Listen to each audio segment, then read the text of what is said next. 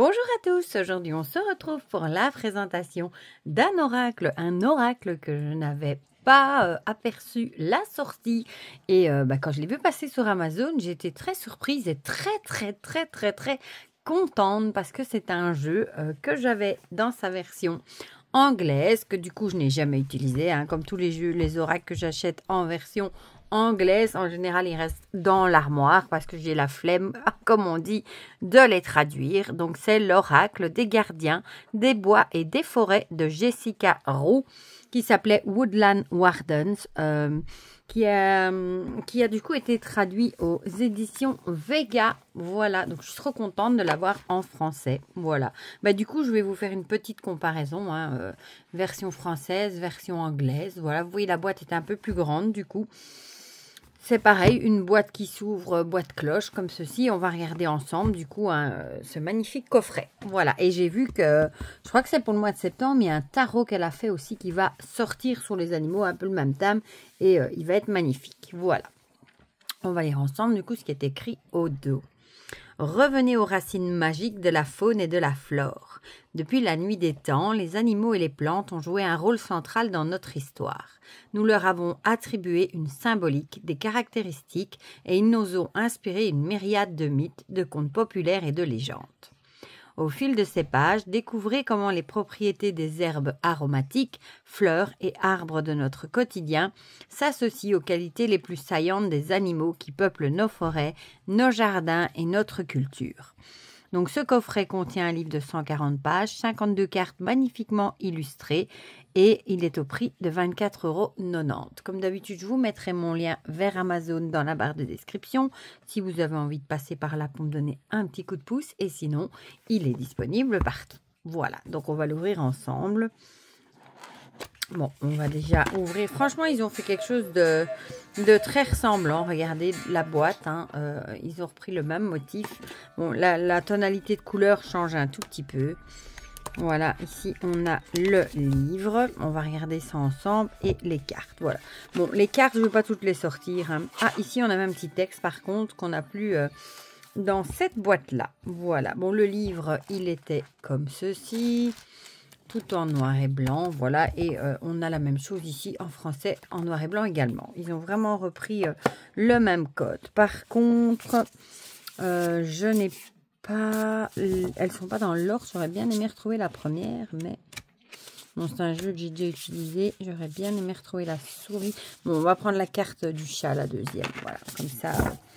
Vous aurez une petite vue d'ensemble. C'est vraiment une petite comparaison, hein, pour ceux qui auraient la version comme moi. Voilà. Donc ça, c'est à l'intérieur de la boîte anglaise. Ça, c'est la française ici. Voilà. On va mettre ça de côté. Du coup, au niveau des cartes, on va regarder avec la carte du chat. Du coup, je le sens tout de suite. Hein. La qualité, elles sont plus épaisses dans la version française. Ça se sent direct. Voilà. Ici, ouais, franchement, elles sont plus épaisses. Par contre, ici, elles avaient un fini un peu mat. Ici, elles ont... C'est pas le même fini, en fait. Ici, elles avaient un fini qui chante. Et ici, elles ont un fini un peu plus lisse. Voilà, le dos est le même. Voilà, ils ont vraiment gardé... La couleur change un peu à l'identique. Pareil, ils n'ont pas mis de tranches... de couleurs. Quand je l'ai ouvert, je me suis dit, mon Dieu, mais pourquoi est-ce qu'ils nous ont mis des bordures blanches comme ça? Du coup, j'ai été vérifier et sur la version anglaise, il y avait aussi. Voilà, donc j'avais pas tout capté. Voilà, donc la version française est un chouïa plus haute aussi. Voilà, vous voyez, pas beaucoup, hein, ça se joue à quelques millimètres. Voilà, donc on retrouve à chaque fois, hein, ici le titre, hein, par exemple le chat et la lavande avec un mot-clé, l'indépendance. Et on retrouve l'illustration de l'animal et de la plante ici. Voilà, donc ça c'est pour ça. Bon, on va du coup, je ne vais pas vous passer un comparatif, hein. Peut-être juste vous montrer que les tranches sont neutres, voilà. Et elles étaient déjà neutres sur la version anglaise. Voilà. Donc ici, on avait la version qui chante. Voilà. Et du coup, on va les regarder ensemble. Non, on va d'abord regarder le livret. Je dis des bêtises. Voilà. Le livret, c'est peut-être juste un peu dommage. Bon, c'est joli ici qu'il n'est pas en couleur. Mais bon, dans la version anglaise, il ne l'était pas non plus. Donc voilà. Donc on a le sommaire avec introduction, comment utiliser le jeu, proposition de tirage. Et ensuite, on a toutes les cartes. Voilà. Regardez-moi ça comme c'est joli, je trouve. L'introduction ici. Voilà, avec une petite introduction qu'elle a écrit. Comment utiliser le jeu. Ici, bah, elle vous dit, hein, un moyen facile de se familiariser avec un nouvel oracle consiste à tirer une carte par jour. Voilà, etc. Les significations que je suggère révèlent de mon histoire personnelle, de la mythologie, du folklore et du langage des fleurs de l'époque victorienne. Elles ne sont en aucun cas exhaustives ou exhaustives. Les expériences que vous avez pu avoir avec les plantes et les animaux représentés peuvent prendre des sens différents sur lesquels il est bon de s'arrêter afin de les analyser. Voilà son petit texte. Proposition de tirage. Je trouve ça vraiment très très joli. Alors, on a la pratique quotidienne avec le tirage en une carte. On a un tirage passé, présent, futur en 3 cartes. Le tirage des 4 saisons. Du coup, la saison précédente, la saison actuelle, la saison prochaine et la saison suivante, que je trouve très intéressant. Et en combinaison avec le tarot en 6 cartes. Voilà, pour par exemple venir compléter un tirage de tarot. Ensuite, on a les cartes. Voilà, donc on retrouve la carte ici. Avec le numéro, le titre et la signification. Ici, innocence, c'est le petit mot-clé qu'on va retrouver ici en dessous, hein, là. Et on a le petit texte, on a à l'endroit et à l'envers. Et ici, on a à chaque fois des petites questions à la fin. Voilà. En général, 2. Donc ça, ce sera pour les cartes. Et ensuite, à la fin, on a les remerciements. Un petit à propos de l'illustratrice, je vais y arriver, Jessica Roux, qui habite aux US, hein, à Nashville, dans le Tennessee. Voilà, voilà. Donc, on va regarder les cartes. Alors, ici, on a la souris et les boutons d'or avec l'innocence. Et moi, j'avais vraiment beaucoup déjà aimé les styles d'illustration. Le chat et la lavande avec l'indépendance. L'araignée, la passiflore, ingéniosité créative. Le lièvre et le chêne, opportunité nouvelle. Je trouve qu'elles sont trop belles. Celle-là, elle est trop, trop jolie. L'ours et le cèdre, le charisme. Le mouton et la mûre pour le dévouement. La grenouille et le lotus pour la métamorphose. Le tamia et le laurier, le succès. L'élan et le frêne, la force. Je trouve qu'il irait trop bien avec le Oaka Shentorn de Stephanie Burrows en combo, en fait. La belette et le pain, introspection. Le canard et le chrysanthème pour la chance. Sont tellement jolies les illustrations. La chèvre et le saule, surmonter les obstacles. Le lézard et la saracénie, stagnation. Celle-là est belle. Hein. Papillon de nuit et l'eucalyptus pour la fin. Et alors, les numéros sont en chiffres romains. Le vautour et l'asphodèle, bouleversement. Le daim et l'avoine pour la guérison. Je pense qu'on va être plusieurs à être heureux qu'ils soient en français. Le corbeau et le cornouiller, intelligence. Elle est belle aussi. Hein. La salamandre et le poivre noir, inspiration. Oh, celle-là, j'aime beaucoup aussi le sanglier. Le sanglier et la citrouille avec la confiance. Celle-là aussi, chauve-souris et élébore pour l'intuition. Le caïman et le pavot pour les rêves. La moufette et le magnolia pour la protection. Il faut un peu penser à des photos de planches, en fait. Vous savez, dans les livres. La chouette et le houblon pour la sagesse. Le chien de chasse et la poire pour la loyauté. Celle-là, j'aime beaucoup aussi. La martre et la digitale, espièglerie. Le loup et l'églantine pour le soutien. L'abeille et la grenade pour la productivité. Le renard et le lierre, adaptabilité. L'opossum et la pivoine, la timidité. Si j'arrive à l'attraper, hop. L'écureuil et la châtaigne, la préparation. Le castor et le bouleau pour la maison. La tortue et la coriandre pour la satisfaction.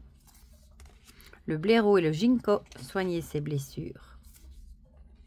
le raton laveur et le sycomore, la curiosité, le serpent et la fougère, nouveau départ, coccinelle et le poids de senteur pour le bonheur, le pinceau et la pêche pour la romance, le coyote et le datura pour la tromperie, le porc-épic et l'anémone, les limites, la loutre et le roseau pour la paix, le lynx et le prunelier avec la patience, l'escargot et la myrtille, confiance dans l'invisible,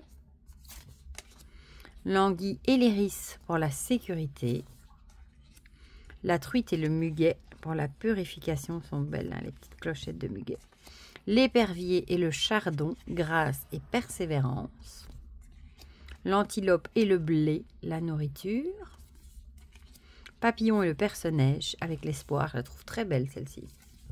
Celle-là aussi j'aime beaucoup, le coq et le tournesol avec la communication. Évidemment la libellule et la pensée avec l'équilibre, j'adore. Hein. Celle-là aussi, hein, le cheval et la hyacinthe, force d'âme et modestie, elle est magnifique. Le bélier et le dahlia, détermination. Et la caille et la groseille, anticipation. Voilà, voilà. On va mélanger et on va en tirer une. Et je vous lirai du coup le message qui est écrit dans le guidebook.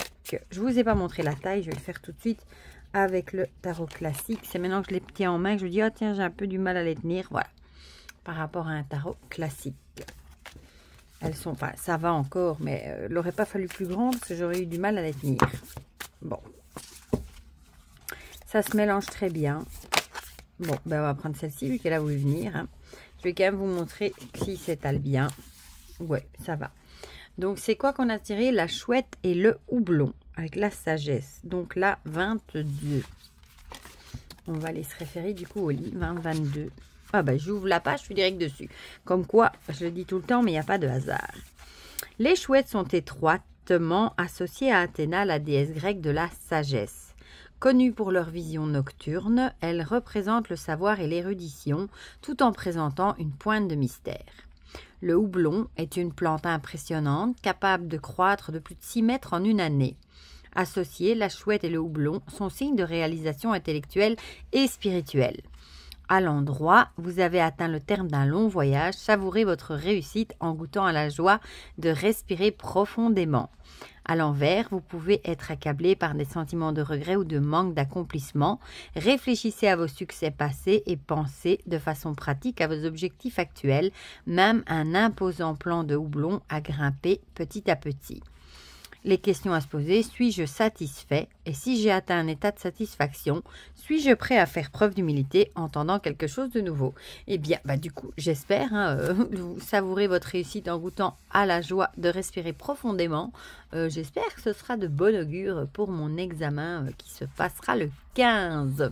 J'ai eu la date hier et j'ai tiré une carte tout à l'heure de l'oracle avec les animaux de Sandy Tattoo et j'ai tiré la dernière carte, la meilleure du jeu, avec la chance et la réussite. Donc je me dis que j'espère que ce sera de bon augure du coup. Voilà du coup pour cette petite présentation de l'oracle des gardiens des bois et des forêts. Je suis très contente du coup. C'est bêtement que je suis tombée dessus, je l'avais absolument pas vu passer, j'avais pas vu qu'il allait sortir en français. Il y a encore pas si longtemps que ça, on se disait justement que ce jeu était déjà sorti en anglais il y a déjà un petit moment et qu'il n'avait jamais été traduit en français, donc c'est trop bien. Et le tarot qui sort en septembre, il y a déjà des images, si jamais vous voulez aller jeter un petit coup d'œil sur Amazon, mais je pense que du coup, il sera traduit en français également, donc je pense que j'attendrai peut-être. Voilà, mais du coup, dites-moi dans les commentaires ce que vous en pensez, si vous aviez vu qu'il était traduit en français, si comme moi, vous avez sa version anglaise, si vous aviez craqué, vous n'avez peut-être pas su attendre, si vous aimez ces illustrations, si vous aimez ce jeu, si le message vous a parlé. Dites-moi tout ça dans les commentaires, comme ça on partage tout ça ensemble comme d'habitude. Et pour le reste, moi je vous fais plein de gros bisous et on se dit à très vite pour de prochaines vidéos. Bisous bisous.